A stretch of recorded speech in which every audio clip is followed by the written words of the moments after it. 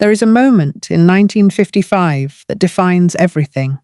A woman sits down at a desk. She is 25 years old. She is the sister of the Queen of England.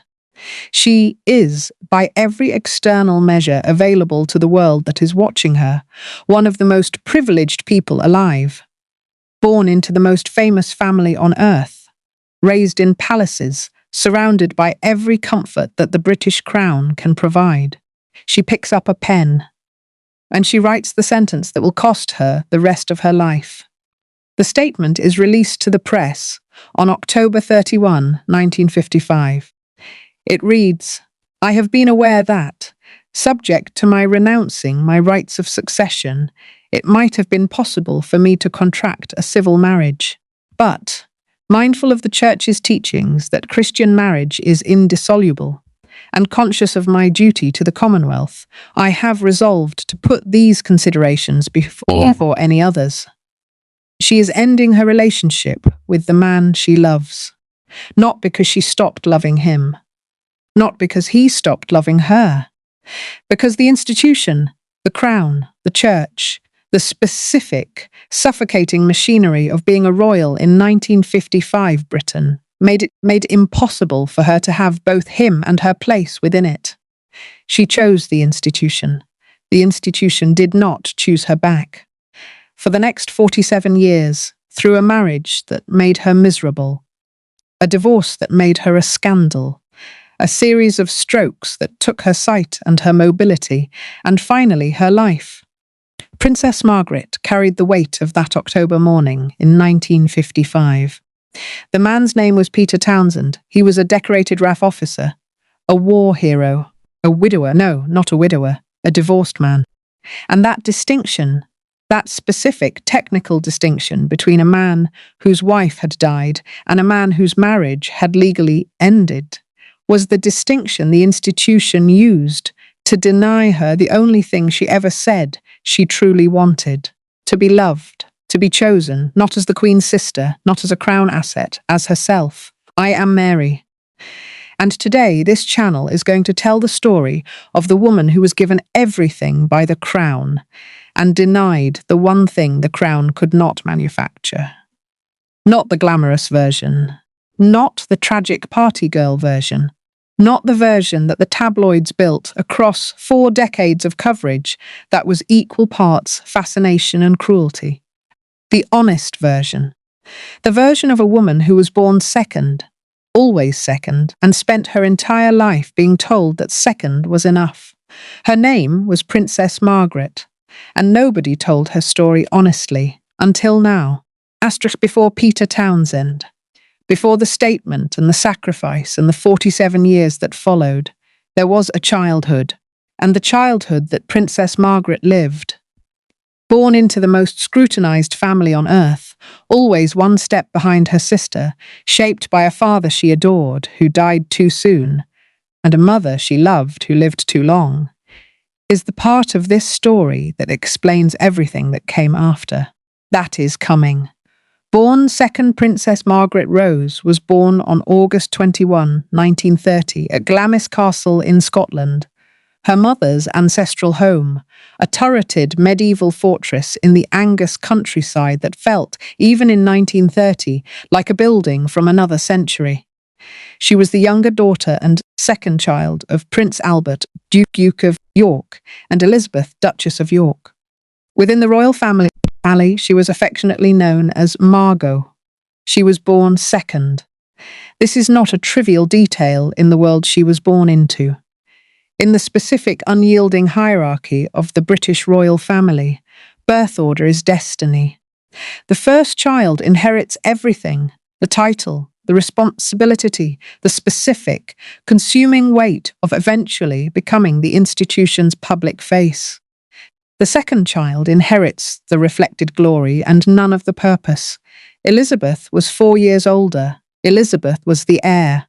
Elizabeth was the one the family's attention organized itself around. The one whose education mattered in a particular way, whose public appearances were prepared for with particular care, whose relationship to the institution was defined and purposeful from the beginning. Margaret was the other one. She was also, by every account of people who knew both sisters as children, the more naturally charismatic of the two, the funnier one, the one whose presence filled a room in the specific, effortless way that some people are born with and cannot be taught. The one who could sing, who could do impressions, who made her father laugh in the particular, delighted way of a man surprised by the sharpness of a child's wit. Her father, King George VI, adored her. And then, in 1936, everything changed. Her uncle, King Edward VI, abdicated the throne. He gave up the crown for Wallis Simpson, an American divorcee, the woman the institution had told him he could not have. The abdication changed everything. Margaret was 6 years old when it happened. She watched her father, a man with a severe stammer who had never wanted to be king, who had been preparing for a quieter life as the Duke of York, become George VI. She watched her sister Elizabeth become heir to the throne. She watched her family move from Clarence House into Buckingham Palace. And she absorbed, in the specific, permanent way that 6-year-olds absorb the lessons their world teaches, what the institution did to people who chose love over duty. It pushed them out. It erased them. Uncle Ulk, the Duke of Windsor, no longer king, spent the rest of his life in exile, married to the woman he had chosen, excluded from the family that had defined him. The institution had spoken. Love was not a sufficient reason to challenge it. Margaret was 6 years old when she learned this lesson. She spent the next 49 years trying to forget it. During the Second World War, the princesses remained at Windsor Castle, despite suggestions they should be evacuated to Canada. Their mother's response was famous. "The children won't go without me. I won't leave without the king. And the king will never leave." So they stayed. Margaret spent the war years at Windsor, staging Christmas pantomimes with her sister, watching her father age visibly under the weight of wartime leadership, understanding in the deepening way of an adolescent what it meant to belong to an institution that was larger than any individual within it. Her father died on February 6, 1952. Margaret was 21 years old. Her father's death, which brought Elizabeth to the throne, marked a turning point in Margaret's life. It also coincided with something else, a feeling she had been developing, quietly, carefully, with the specific discipline of someone who understood that feelings in the royal family were not expressed but managed. For a man named Peter Townsend. Peter Townsend had been an equerry to King George VI, an official member of the royal household, a decorated RF officer, a man whose proximity to the family made him a constant, trusted presence in Margaret's life from her teenage years. What grew between them, how the institution knew about it, and what happened when Margaret, who had watched her uncle lose everything for love, decided that she was willing to risk everything too, is coming. Peter Townsend. Peter Townsend was everything the institution approved of in every way except one. He was a group captain in the Royal Air Force, a decorated pilot who had served with distinction in the Battle of Britain, one of the most celebrated chapters of British military history. He was handsome, he was charming. He was, by every account of people who knew him, a man of genuine integrity and warmth. He had served as equerry to King George VI. He had been inside the royal household for years. He was trusted completely by the family. He was also divorced. His marriage to Rosemary Pratt had produced 2 sons, Giles and Hugo, born in 1942 and 1945. The marriage had broken down. The divorce was final. And in 1955, Britain, in the Church of England of which Queen Elizabeth was now the head, a divorced man whose first wife was still alive could not remarry in the church. The institution that Margaret was required to serve had a specific, documented position on this question. Divorce was not recognized as ending a marriage. Peter Townsend, in the church's accounting, was still a married man. The reasons that Margaret and Townsend weren't allowed to marry were numerous. The Church of England forbade divorcees from second marriages if their previous spouse was still alive. Peter's first wife, Rosemary, was still very much alive. The Royal Marriages Act of 1772 forbade a royal from marrying without express permission of the monarch until they were over the age of 25. Margaret was 22 when she fell in love with him, 23, 24. The relationship, conducted with the specific, impossible care of two people who understood that they were being watched, and that what was being watched would be used against them, continued in the specific, painful way of love that cannot be openly acknowledged.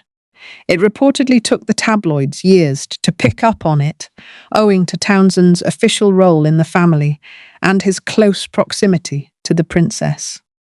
And then, at the coronation of Queen Elizabeth II in June 1953, something happened. A small gesture. Margaret leaned forward and brushed a piece of lint from Peter Townsend's uniform. A single, unconscious gesture of intimacy, the kind of thing that passes unnoticed between strangers and announces everything between people who are in love. A journalist saw it. The story broke. Within days, the institution activated. Townsend was posted to Brussels, removed from the royal household, placed in Belgium, separated from Margaret by the specific, efficient machinery of a family that dealt with complications by moving them to another country. They agreed to wait 2 years.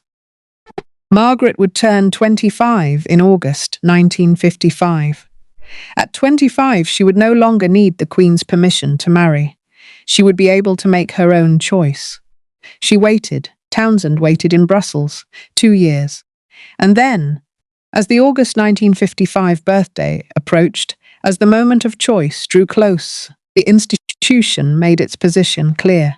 Under huge pressure from her government and palace officials, the Queen did not give her blessing for the pair to marry.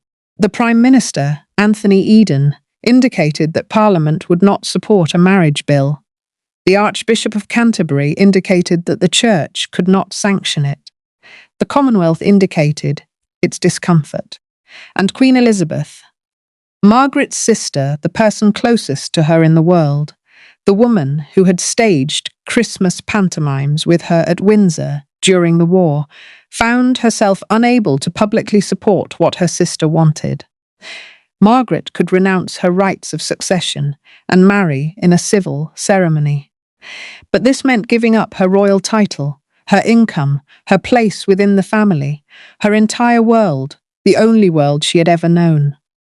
On October 31, 1955, Margaret released her statement. She was ending it, not because she wanted to, because the institution, the same institution that had pushed her uncle into exile for the same choice, had made clear what the price of choosing love would be. She paid the other price instead, and she spent the next 47 years living with it. 8 months after Margaret released the statement ending her relationship with Peter Townsend. 8 months after she had made the most painful decision of her life, she met a photographer named Anthony Armstrong Jones. What followed was a marriage that the world watched with hope, and that the people inside it experienced as something entirely different. What the Armstrong-Jones marriage actually looked like, what both of them did inside it, and what it produced in the woman who had already given up everything once, is coming. The wrong marriage Anthony Armstrong-Jones was not what the institution had expected Margaret to choose. He was a photographer, a commoner, a man whose world was bohemian London. Artists, designers, the specific creative world of post-war British culture that was beginning to shed the formal constraints of the pre-war era and discover something more free, more interesting, more alive. He was witty, he was unconventional. He was, in the specific way of people whose energy matches rather than contains. exactly the kind of person that Margaret's own personality responded to. Anthony reportedly proposed to Margaret on the same day that she learned her ex-love, Peter Townsend, was engaged to someone else. The timing is not incidental. Townsend had moved on. The man she had waited 2 years for, the man for whom she had written the most painful statement of her life, had found someone else. And on the same day she received that news, Anthony Armstrong Jones proposed. She said yes. On May 6, 1960, the couple married at Westminster Abbey. It was the first time a king's daughter had married a commoner, and it was the first ever royal wedding to be televised. An estimated 300 million viewers watched. 300 million people. The world was watching Margaret again, but this time with hope rather than judgment. This was the happy ending. The troubled princess had found her person. The institution had accepted a commoner into its ranks. The story was resolving itself in the approved direction. What the 300 million viewers could not see, what the cameras did not capture, what the institution's management of the image did not allow, was what the marriage actually was. Margaret's marriage to Anthony Armstrong Jones was already on the rocks within years. Both parties engaged in affairs. Armstrong Jones allegedly spied on her through a hole in the wall. He left cruel notes for her to find around the house. Cruel notes. The Irish Times claimed that, in the end, Princess Margaret's marriage was cruel, and her husband took to spying on her through a hole in the wall. In the 1970s, she suffered a nervous breakdown and was treated for depression by a psychiatrist from the Priory Clinic. She was having a nervous breakdown inside a marriage the world still believed was a happy ending. And the institution, the family, the crown, the specific machinery that had spent years managing its image, did not intervene. As royal author Andrew Morton bluntly stated, let's face it, Margaret had depression, and in the royal family you are not allowed to be depressed. He also claimed this was backed up by a friend of Margaret's who explained, no one is allowed to be ill in that family. No one is allowed to be ill. She was ill. She was depressed and drinking heavily and smoking 2 packs a day and conducting an affair with a man 18 years, her junior, named Roddy Llewellyn, because the marriage she was in was making her disappear, and she was trying, in the specific, desperate way of someone who has already given up the love they wanted, to feel something real. In 1976, paparazzi photographs of Margaret and Llewellyn on the island of Moustique were published in a British tabloid. The photographs ended the marriage. On March 19, 1976, Buckingham Palace released a statement. HRH, the Princess Margaret, Countess of Snowdon, and the Earl of Snowdon have mutually agreed to live apart. She was the first senior royal to divorce since 1901. The tabloids, which had followed her every move for 20 years, now followed her every move with the specific hungry cruelty of a press that had decided she was a cautionary tale rather than a person. The woman who had sacrificed her love for her duty in 1955 was now being punished for the life she had built in the ruins of that sacrifice. After the divorce, after the tabloids and the Roddy Llewellyn photographs and the public humiliation of being the first senior royal in 75 years to end a marriage, Margaret was in her 40s.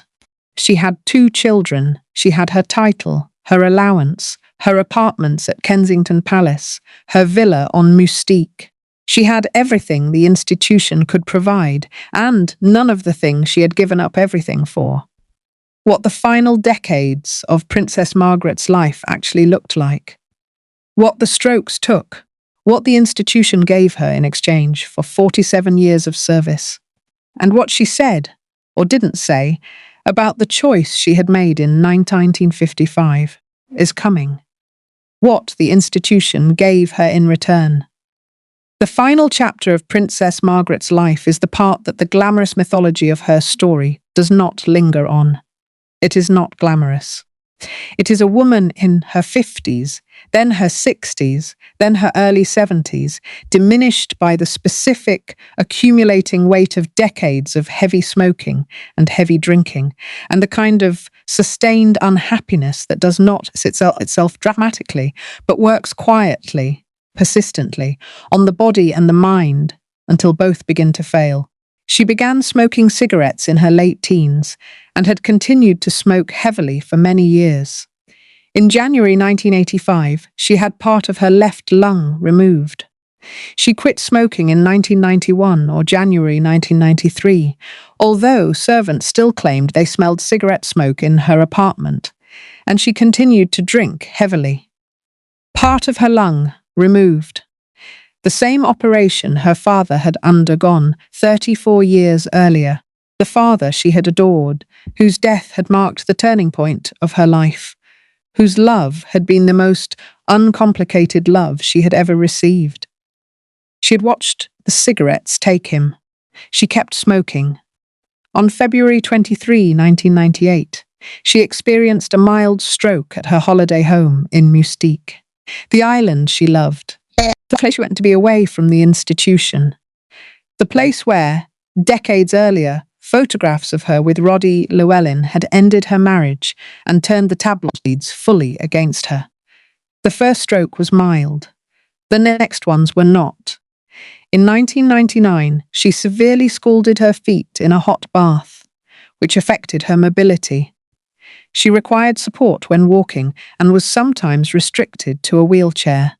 She scalded her feet in a bath because she could not feel the heat, because the strokes had done something to her nervous system that she had not yet fully understood, because she was alone in a bathroom in Mustique and nobody was there to tell her the water was too hot.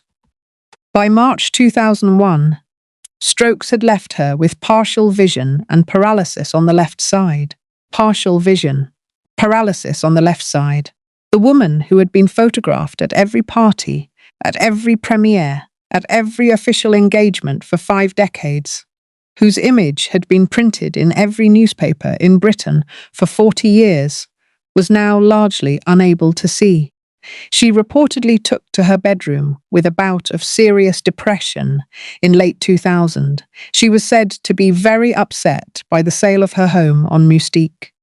They sold her Mustique villa, the one place she had been able to escape to. The island that had been her retreat from the institution for 30 years was gone. Margaret's last public appearance was at the 100th birthday celebration of Princess Alice, Duchess of Gloucester, in December 2001. December 2001, the last time the world saw her. She was partially blind. She needed help walking.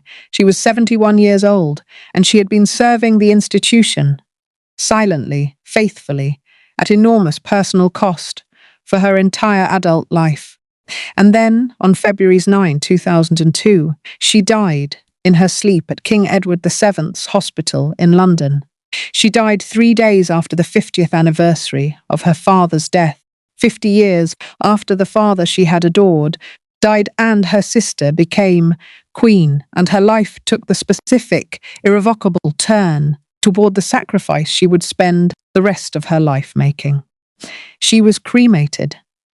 Princess Margaret had opted to be cremated so that her remains could fit alongside her father, King George VI's grave, in a vault that was made especially to hold him. She wanted to be near him, near her father, the man who had laughed at her jokes and adored her and died before she was old enough to protect herself from the institution he had placed her inside. She wanted to be near him. That was the last choice Princess Margaret made. There is one detail about Peter Townsend that this video has not yet named. What happened to him after 1955, where he went, what he built, and the specific documented moment near the end of both their lives when the paths of the two people who had been separated by the institution briefly crossed again. That detail and the question this video has been building toward since the first frame. What the institution owed Princess Margaret, and whether it ever paid, is coming. Peter Townsend did not disappear. After the 1955 statement, after the statement that Margaret wrote ending what they had, he left Britain. He went to Belgium. He built a life. He married Marie-Luce Germain, a young Belgian woman. They had 2 daughters, Isabelle and Marie-France, and a son, Pierre. His daughter Isabelle went on to model for Ralph Lauren. Peter died in 1995. He died in 1995, 7 years before Margaret. He built a life. He had children. He wrote a memoir, published in 1978, in which he discussed his relationship with Margaret with the specific, careful honesty of someone who had processed the loss and found a way to speak about it without reopening everything.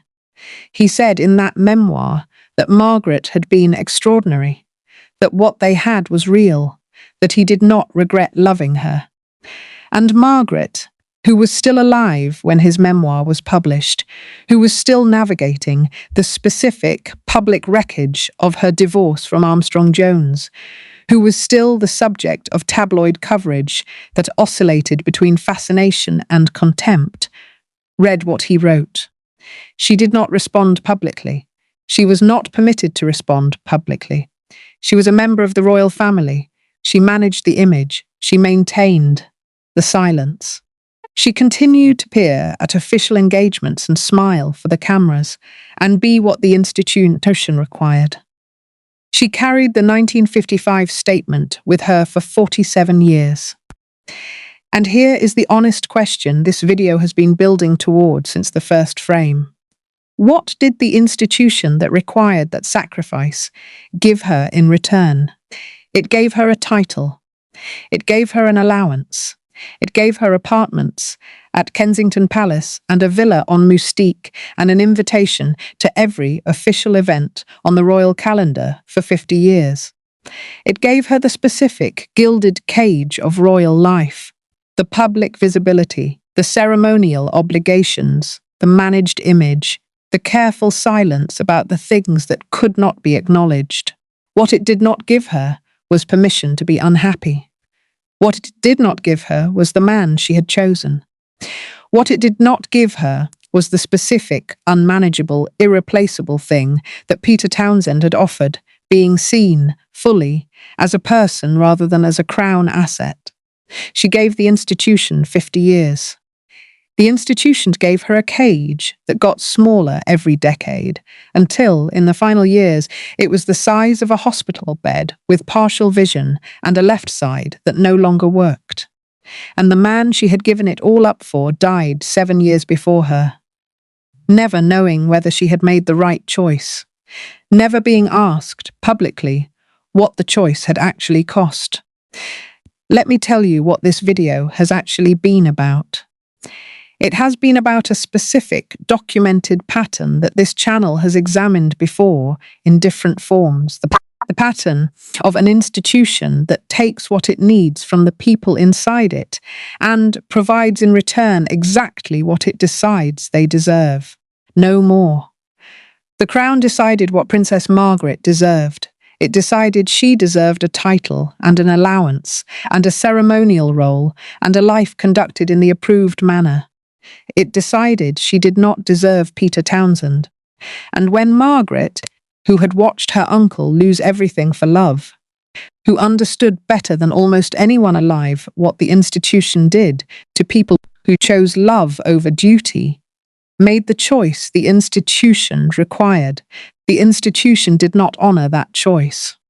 It gave her an Armstrong Jones instead, a marriage that was cruel, a divorce that made her a scandal, a tabloid press that followed her every move for 40 years and alternated between admiring her glamour and mocking her unhappiness, a series of strokes that took her sight, a bath that scalded her feet because nobody was there, a sold villa, a hospital bed, and a cremation because she wanted to fit in her father's vault, because the man who had laughed at her jokes and adored her and placed her inside the institution that consumed her was still, at the end, the love she was moving toward.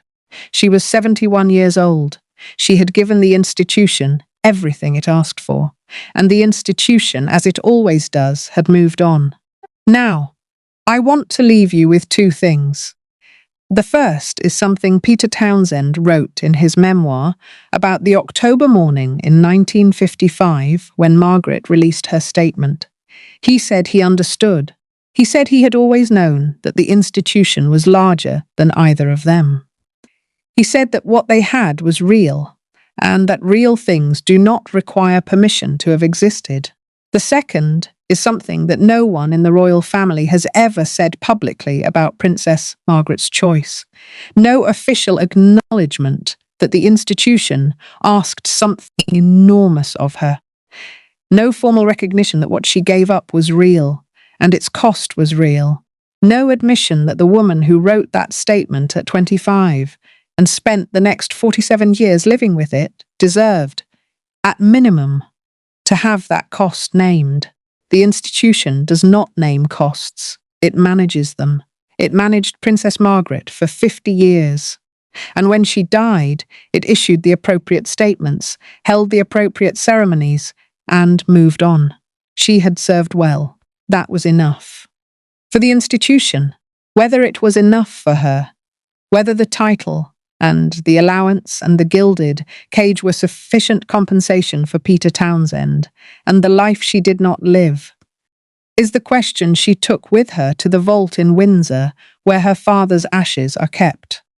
Leave your answer below. I read every single one. If this video said something about the Crown that 50 years of royal coverage has not said clearly enough, please share it. Because the Crown remembers Princess Margaret as one of its most glamorous members. This video was about what the glamour cost. This is Mary of Shadows. Thank you for being here. Nudin.